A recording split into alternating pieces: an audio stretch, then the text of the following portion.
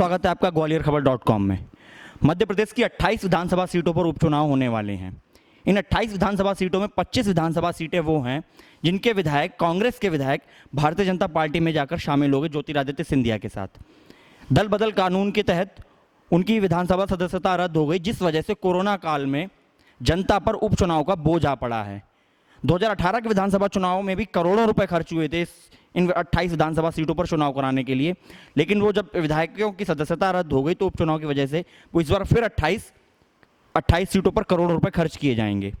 इन्हीं में से एक सीट आती है ग्वालियर की, जहां से ग्वालियर का किला बचाने के लिए इस बार जिम्मेदारी दी गई है सुनील शर्मा जी को। सर, स्वागत है आपका हमारे चैनल में। सर, पहला सवाल तो मेरा ये है कि आपकी जो कांग्रेस पार्टी है 15 महीने की सरकार रही, इन 15 महीनों में वो विधायक भी रहे, ज्योतिरादित्य सिंधिया भी आपके साथ रहे, लेकिन ऐसी क्या वजह रही जो वो 25 विधायक और ज्योतिरादित्य सिंधिया अपनी मां, अपनी कांग्रेस पार्टी को छोड़कर बीजेपी में शामिल हो गए? देखिए, ये पूरे प्रदेश की जनता जानती है कि ये सब निजी स्वार्थों की पूर्ति के लिए किया गया है और जनता ने जनादेश दिया था कांग्रेस पार्टी को, और ये अपमान जो हुआ है ये उस जनादेश का अपमान हुआ है जो जनादेश जनता ने कांग्रेस पार्टी को दिया था, जो विश्वास व्यक्त किया था कांग्रेस पार्टी के साथ, वो जनता के साथ विश्वासघात हुआ है। आप इस बार टक्कर प्रद्युम्न सिंह तोमर के खिलाफ है। आपके पुराने साथी रहे, पुराने सहयोगी रहे, तो किस तरीके से आप उनसे लड़ाई लड़ेंगे? देखिए, मेरा तो सिर्फ इतना कहना है कि जनता सब समझ चुकी है कि क्या सही है और क्या गलत है, और ये चुनाव जनता लड़ेगी और जनता के साथ धोखा हुआ है, जनता के साथ विश्वासघात हुआ है, जनता के जनादेश का अपमान हुआ है।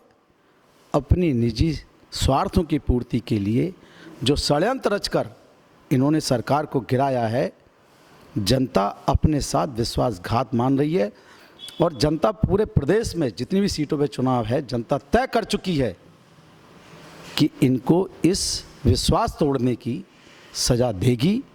कांग्रेस पार्टी को पूरा समर्थन देगी, अपना आशीर्वाद देगी और कमलनाथ जी को मुख्यमंत्री बनाएगी। लेकिन सर, ये जो चुनाव हो रहे हैं इनमें 16 सीटें ग्वालियर चंबल संभाग में, और ग्वालियर चंबल संभाग एक तरीके से सिंधिया परिवार का गढ़ माना जाता है, चाहे वो माधवराव सिंधिया के वक्त की बात हो या इस वक्त ज्योतिरादित्य सिंधिया के वक्त की बात हो। कांग्रेस ये जो 16 सीटें हैं वो सिंधिया साहब की गढ़ मानी जाती है। इस गढ़ में आप किस तरीके से भेद लगाएंगे? देखिए, कोई गढ़ किसी का नहीं होता, गढ़ कांग्रेस के कार्यकर्ता का होता है और जनता तय करती है। चुनाव तो 2008 में भी था, चुनाव तो 2013 में भी था, मैं पहले की बात कर रहा हूँ, और जनता 2018 में भी आया, यही नेता थे। तो तय जनता करती है और कांग्रेस का एक एक कार्यकर्ता मेहनत करता है, तब गढ़ बनता है। और कांग्रेस का एक एक कार्यकर्ता की खून पसीने की मेहनत की वजह से भारतीय जनता पार्टी के 15 साल के कुशासन का अंत हुआ था, और वो कार्यकर्ता अब फिर तय कर चुका है, कमर कस चुका है कि ये जो विश्वासघात हुआ है उनके साथ भी धोखा हुआ है, जनता के साथ भी धोखा हुआ है, सब तय कर चुके हैं। हम सारी की सारी सीटें जीतेंगे। सर, अगर बात करें, प्रद्युम्न सिंह तोमर पिछली बार विधायक थे, उससे पहले भाजपा के विधायक पवैया जी थे, लेकिन जो विकास की बात आती है इस क्षेत्र में ग्वालियर एक जाना माना, देश विदेश में जाना माना नाम है, लेकिन सर ये इतना पिछड़ा क्यों रहा? क्योंकि आज भी लोग कहते हैं कि उत्तर प्रदेश के जो पड़ोसी जिला है यहाँ पे आगरा, उससे ये संभाग ग्वालियर डिस्ट्रिक्ट 30 साल पीछे चल रहा है। ऐसी क्या वजह है? वजह सीधी सीधी स्पष्ट है। कई वर्षों से भाजपा नगर निगम में काबिज है, सांसद आपके बनते हैं, सर सरकार आपकी है 15 साल से, तो ये किसके ऊपर दोष जाएगा? इनकी कार्यप्रणाली पर बहुत बड़ा प्रश्न चिन्ह है कि ग्वालियर का विकास नहीं हुआ।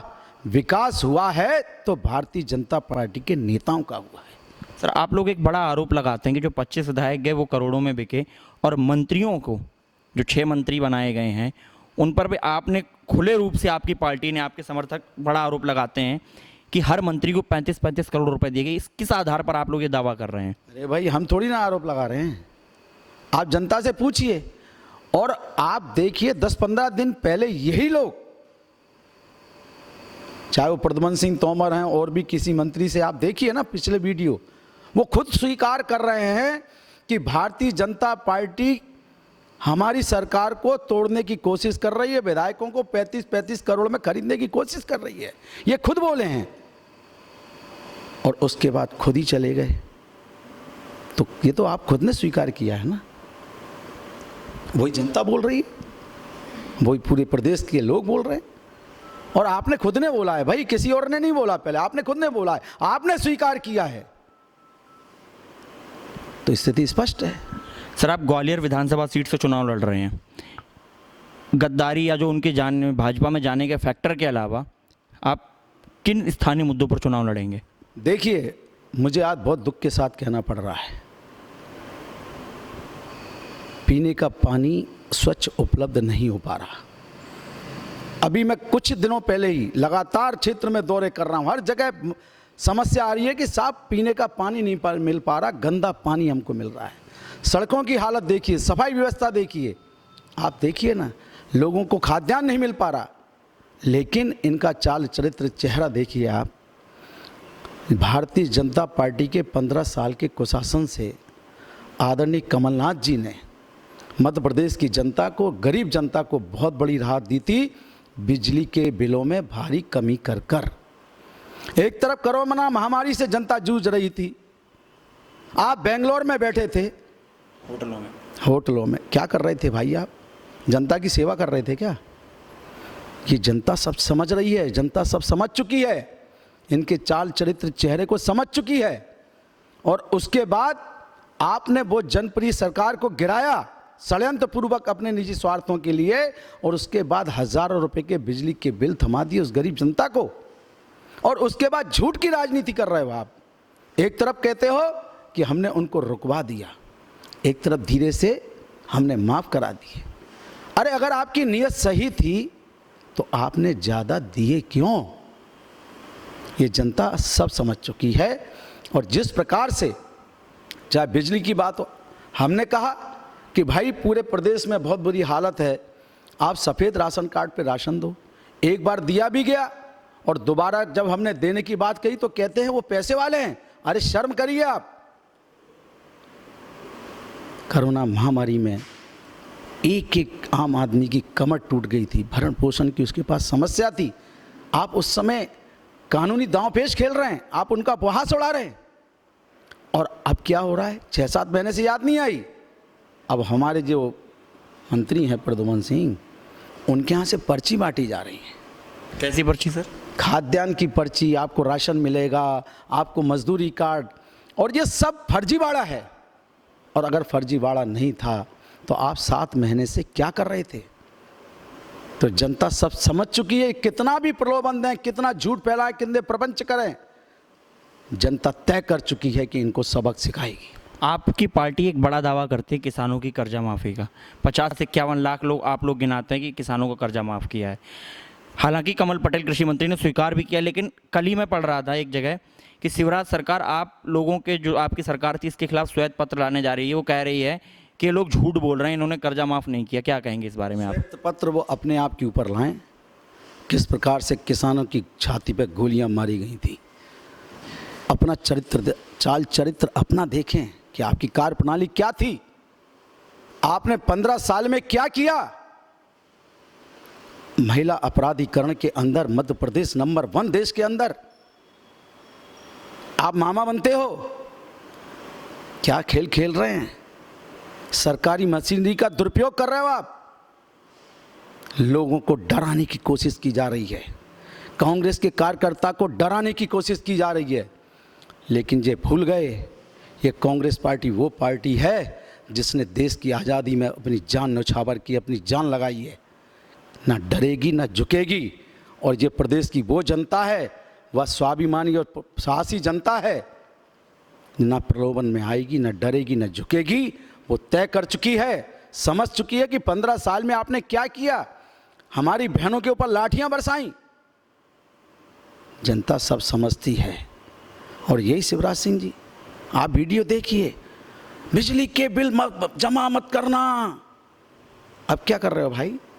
और ये हमारे मंत्री प्रद्युम्न सिंह तोमर केजरीवाल जी की वो एक्टिंग करके वो तार जोड़ रहे थे। अब क्या हो रहा है भाई?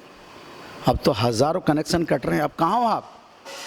यही धोखा है जनता के साथ। और मैं कहता हूँ ना, लोकतंत्र में जनता सर्वोपरि होती है, जनता भगवान होती है। उसके साथ धोखाधड़ी मत करो। जनता तय कर चुकी है कि आपको सबक सिखाएगी, कांग्रेस को जिताएगी और कमलनाथ जी को मुख्यमंत्री बनाएगी। सर, आपको अंतरकलह का कितना फ़ायदा मिलेगा? क्योंकि प्रद्युम्न सिंह तोमर बीजेपी में चले गए और ऐसा सुनने में आ रहा है कि उनको पुराने नेता स्वीकार नहीं कर रहे हैं। क्या ये बात, कितना फ़ायदा मिलेगा आपको? तो अब दया आने लगी तोमर साहब पे, सब पे दया आने लगी, नीचे से लेकर ऊपर तक। अभी मैंने सुना शिवराज सिंह जी माँ की दुहाई दे रहे थे। अरे भाई, माँ के दूध में मिलावट तो तुमने कर दी। और ये चुनाव है क्या? ये चुनाव कांग्रेस का चुनाव है। भाजपा यहाँ है ही नहीं भाई। कहाँ है भाजपा? भाजपा के कार्यकर्ता से बेचो, बेचारा ऐसे ऐसे देखता है, समझ में ही नहीं आ रहा उसके करना क्या है। माँ के दूध में मिलावट आपने की है शिवराज सिंह जी। कार्यकर्ता समझ गया है आपका कि आपने स्वयं के लाभ के लिए पूरे जनादेश का अपमान किया है। और ये तो भगोड़ा कांग्रेस और असली कांग्रेस के बीच चुनाव है। आप सर अपनी सीटों पर कितने वोटों से जीत रहे हैं? और एक प्रदेश महासचिव कांग्रेस के होने के नाते 28 सीटों में से आप कितनी सीटें जीत रहे हैं, बताएंगे? कि मैं एक बात बताऊं आपको, मैंने कहा ना, जनता लोकतंत्र में सर्वोपरि होती है, जनता भगवान होती है। और जनता तय कर चुकी है। आप जाइए क्षेत्र में। मैं भी बड़ी बात नहीं करना चाहता। आज मैं इस स्थिति में बैठा हूं, ये कांग्रेस के एक एक कार्यकर्ता की मेरे साथ आशीर्वाद है, वरिष्ठ नेताओं का मेरे ऊपर स्नेह है। और सबसे बड़ी बात, ये जनता का आशीर्वाद है कि मुझे कांग्रेस पार्टी ने इसलिए माना कि जनता मेरे साथ थी। सर्वे कराया गया, सर्वे में पाया गया कि क्षेत्र की जनता, ग्वालियर विधानसभा की जनता सुनील शर्मा को भैया के रूप में प्यार करती है। बड़े परेशान हैं यहाँ लोग कि हर गली से भैया भैया की आवाज़ आ रही है। 20 मंत्री उतार दिए, 3 बार मुख्यमंत्री आ गए।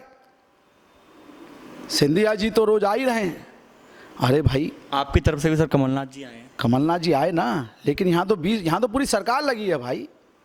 हमसे इतने परेशान क्यों हैं सुनील शर्मा से? साधारण आदमी है भाई। ये परेशान इसलिए हैं कि हर गली से, हर मोहल्ले से, चाहे बुजुर्ग हो, चाहे मेरी माँ हो, चाहे बहन हो, चाहे युवा हो, हर गली से आवाज़ आ रही है, हम सुनील भैया के साथ हैं, कांग्रेस पार्टी के साथ हैं और कमलनाथ जी के साथ हैं। इसलिए ये भयभीत हैं। रोज मुख्यमंत्री, रोज मंत्री, रोज भैया। लोग कहते हैं भैया ये सायरन की आवाज़ रोज आने लगी, पहले कभी आती नहीं थी।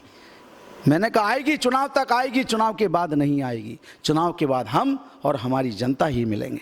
सर, मेरा आखिरी सवाल आपसे ये है कि कहने में बड़ा अच्छा लगता है कि भारत में जातिगत समीकरणों आधार पर वोट नहीं पड़ते हैं, लेकिन आपके यहाँ जातिगत समीकरण अगर को देखा जाए तो ब्राह्मण और ठाकुर बाहुल्य क्षेत्र है।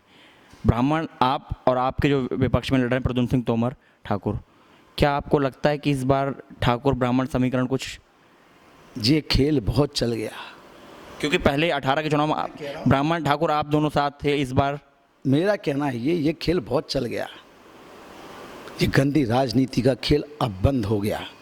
ये युवा पीढ़ी आ रही है ना, वो सब समझ गई है। उसको विकास चाहिए, उसको नौकरी चाहिए, उसको रोजगार चाहिए, उसको ये जातिगत खेल का अब सच समझ में आ गया। आप देखिए मेरे साथ सभी जाति और सभी धर्म के लोग हैं। ये खेल चलेगा, मुझे मालूम है। चुनाव के समय किसी को किसी की याद आती है, किसी को किसी की याद आती है। मेरे पास आते हैं कई युवा कि हमारे रिश्तेदार आ रहे हैं। मैंने कहा भाई वो रिश्तेदार चुनाव के पहले आए क्या? बोले नहीं आए। मैंने कहा चुनाव के बाद आते हैं? बोले नहीं आए। 3 चुनाव में बहुत खेल चल गया, और भी चुनाव में चल गया, लेकिन अब ये जाति का वो अब नहीं चलने वाला। अब सबको विकास चाहिए, सबको तरक्की चाहिए, सबको उन्नति चाहिए, विकास अच्छा वातावरण चाहिए। अच्छा वातावरण समझ लेना आप।